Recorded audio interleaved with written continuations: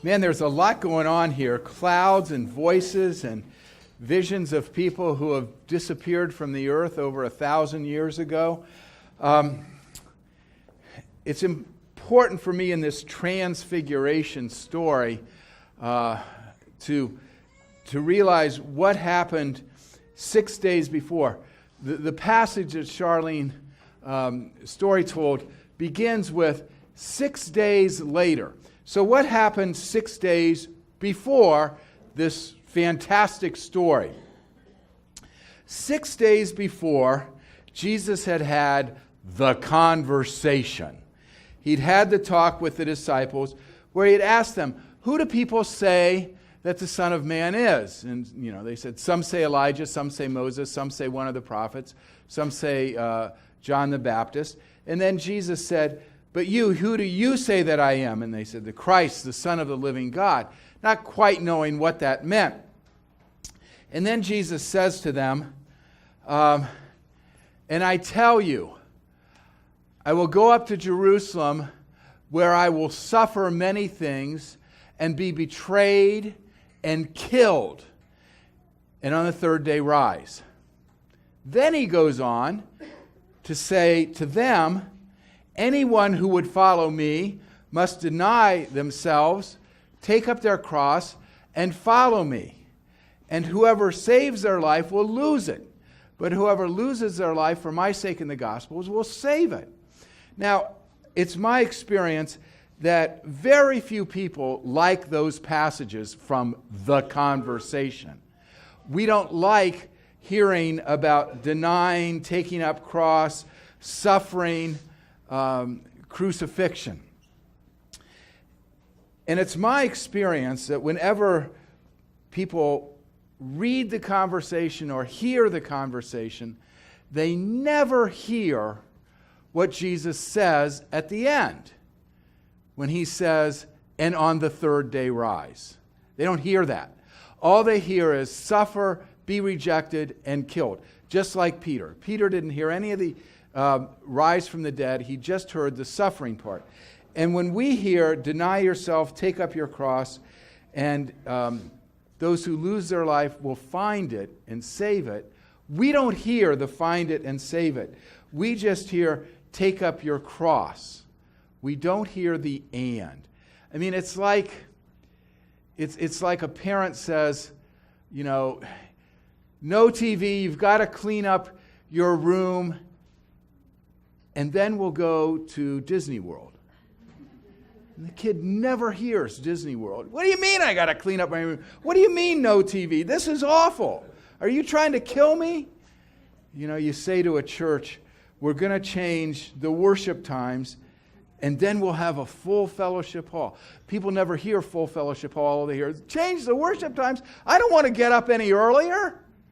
Yeah. So we never hear the and of what Jesus says. The conversation provokes doubts. Am I going to the right church if they're going to make me do this? Is this the right minister? Should I start looking for another minister? Is Jesus the right Messiah? Did I really understand what he means by Christ if I'm going to have to take up my cross and follow him? Is he really the one I want if I'm going to have to deny myself? And Jesus, must have had second thoughts also. Do I really want to suffer? Do I really want to be crucified? I think in the 6 days after the conversation, there was a lot of doubt. There was a lot of second guessing going on. There were a lot of conversations in the parking lot and, between meals and so on. And people being pulled aside. Peter, what do you really think he's talking about here? So now we begin with what Charlene told us. He went up a mountain with Peter, James, and John. Well, I think Jesus is wrestling with this. Is this worth it? Is he on the right track? Is he doing the right thing? And he takes with him his inner circle. Peter, James, and John are his inner circle. They're the people he consults with. Most people have an inner circle. When we're facing a tough decision, a tough choice, we will call certain people. We will talk to certain people. You know, the president has his inner circle. The bishop has his inner circle. Ministers have their inner circle. Teachers, parents have their, I don't know what to do with my kid. And so we call up a close friend or a mentor or a parent and say, you know, what do I do with my kid? How do I handle that? So Jesus very typically takes his inner circle up to the mountaintop to be alone. You know, don't take your cell phone. Don't take your laptop. We're going to be alone. We're not going to be distracted up here. And a mountaintop is like a retreat, you know, and it's away from stuff. And there aren't going to be any distractions. And biblically, mountaintops are where one encounters God. You know, it's where Moses encountered God, where Moses encountered God for the 10 Commandments. And then it says, you know, Moses and Elijah appeared to Jesus. Well, they're the two heroes of the faith. If Jesus is having second thoughts about this, you know, to see Moses and Elijah and to talk with them, they too who struggled with God's call and following God, and those two also suffered. You know,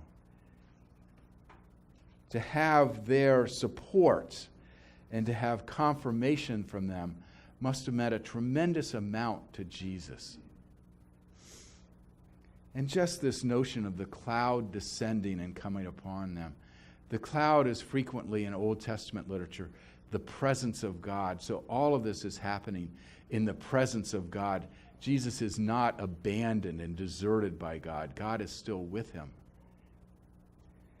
So I'm going to say that this whole transfiguration is for Jesus. It's so that he can be reaffirmed in his journey and finish the trip. Then Peter, James, and John see all this, and Peter says, boy, it's great up here. This is really neat, seeing all this. Let's stay up here. Let's build 3 booths. Let's stay up here. Of course he wants to stay up there. I'd want to stay up there. I like it when good things happen. I like to be on the mountaintop. I imagine the Philadelphia Eagles would like for that parade to have lasted forever rather than end on Thursday. We like the vacation to last forever. We want the good time to last forever. And I'm sure Peter wants to stay up there. This is neat. I don't have to go back and suffer and carry my cross. This is good up here. And it says he said that because he didn't know what to say. Well, often when something good happens to us, we don't know what to say, but we feel like we have to say something. So we babble and don't make sense. Then it says he was terrified. It's interesting. Let's stay up here. I'm terrified. But it is scary. I mean, the appearance of God has to scare somebody. The experience of God's glory has to say, I don't know what's going to happen next. It's clear I'm not in control. It's clear I can't predict what's going on. And then the voice comes from heaven. This is my son, the beloved. Listen to him. I mean, this is almost stuff for a bumper sticker or a t-shirt. You know, it's just, this is my son, hard stop, period. This is my son. If you have doubts in Jesus, don't. This is my son. The beloved. Stop. I approve of what he's doing. Listen to him. Stop. What he's telling you is the truth. It makes sense. Then it says, when they looked up, they saw no one but Jesus. They were alone with Jesus. The cloud was gone. Moses and Elijah were gone. They were alone with Jesus. They saw only Jesus. There's an old love song, I only have eyes for you. Is the moon out tonight? I don't know if it's shiny or bright. I don't know if there are clouds in the sky. I only have eyes for you. It's like saying, this is all I see. And we have those experiences. This is all I see. My beloved is all I see. And I'm orienting my life around the beloved. I'm doing what the beloved says. It's not just listening to Jesus. It's following Jesus and orienting one's life and changing one's values and changing what one does. To see only Jesus is to have one's life shaped, just as to see anybody only is to have one's life shaped and changed. It's remarkable how many times in this passage Mark says, and they saw, and it happened to them. The transfiguration is for them. It's to reassure them that Jesus is the right guy, that they're backing the right horse, that their money is wisely placed in Jesus. It's to do away with their doubts. Now, Jesus says at the end of this, don't tell anybody. Don't tell anybody until the Son of Man has risen from the dead.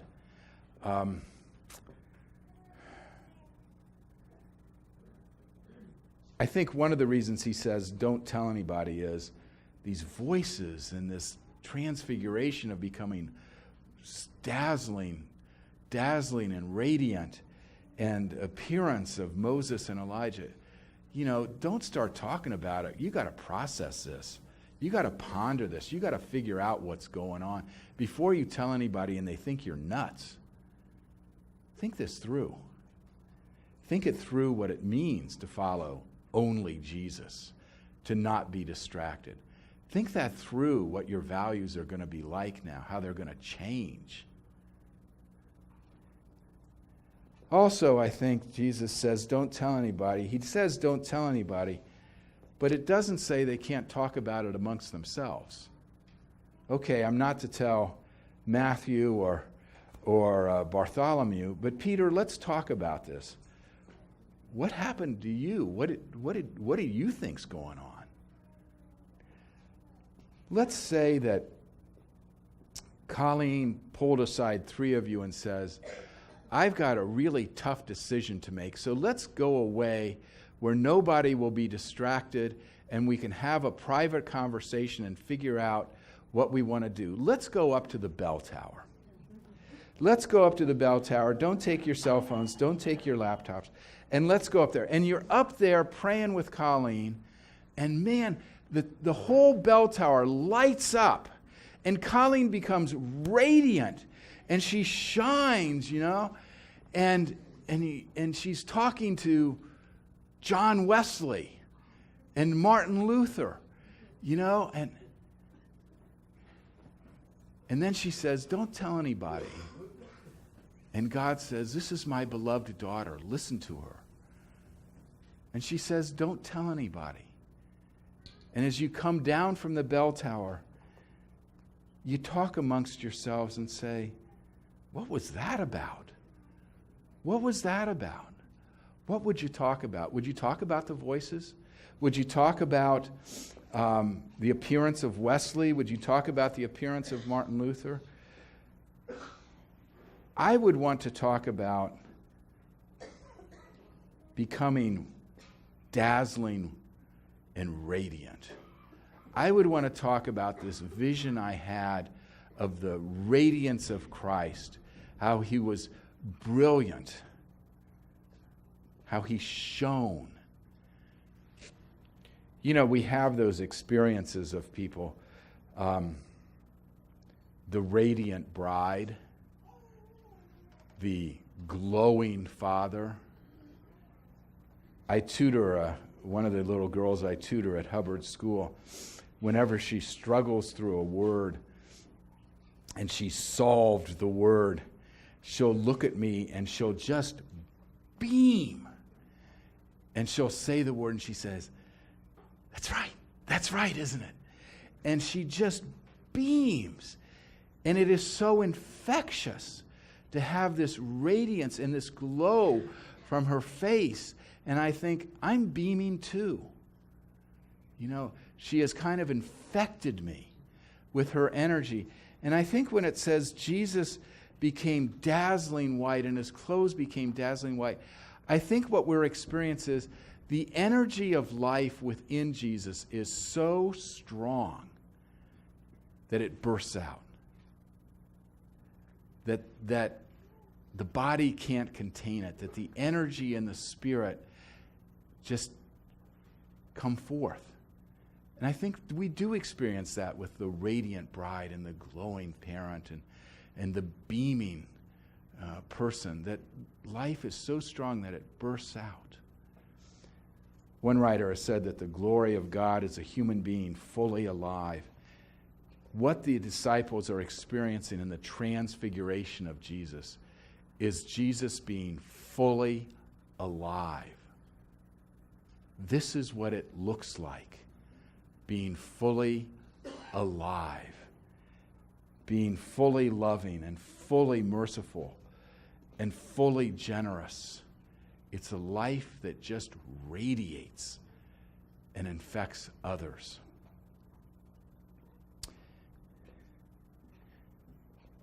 The transfiguration is how it ends. We might not hear when Jesus says, "And on the third day rise." We might not hear those who lose their life will save it. We might not hear that, but the transfiguration is the vision of what that resurrected life looks like. It's what that new life looks like. It's what denying ourselves is really about. It's what carrying our cross is really about. It isn't just to carry a cross. It isn't just to deny oneself. It ends with being fully alive, fully loving and fully merciful and fully connected and fully joyful, so that we radiate and life bursts from us. The denying oneself is kind of the decluttering and getting rid of the stuff that blocks that radiance that God wants to give us.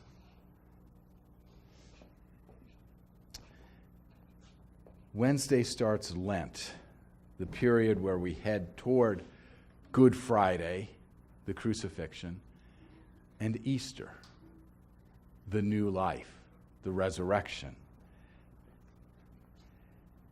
The transfiguration and the resurrection are kind of bookends to Lent, where we catch the vision on Transfiguration Sunday of what we're heading for on Easter. And that vision of transfiguration, of being fully alive, keeps us going through Lent as we head toward the end, which is new life and resurrection and transfiguration. I was with a group of ministers this week, and they were talking about change in their church, and almost every one of them said, "You know, I talk to my church about things that have to change. Worship services, Sunday school, music, structure." And every one of them said, you know, they really resist me because they don't have a vision of where they're really heading. And I thought, yeah, that's true. We need a vision of where we're really heading. And transfiguration is the vision of where we're really heading. What all this is about is being a human being fully alive, where the power of life and the power of God's Spirit within us burst out and infect others so that their lives too become radiant. Paul says in 2 Corinthians, the glory of God which shone in creation and said, let there be light, shines in our hearts in the face of Christ. That it shines in our hearts. The light that became for the world shines in our hearts. And we become glowing and transfigured and show the world what a human being fully alive is like. May it be so. Amen.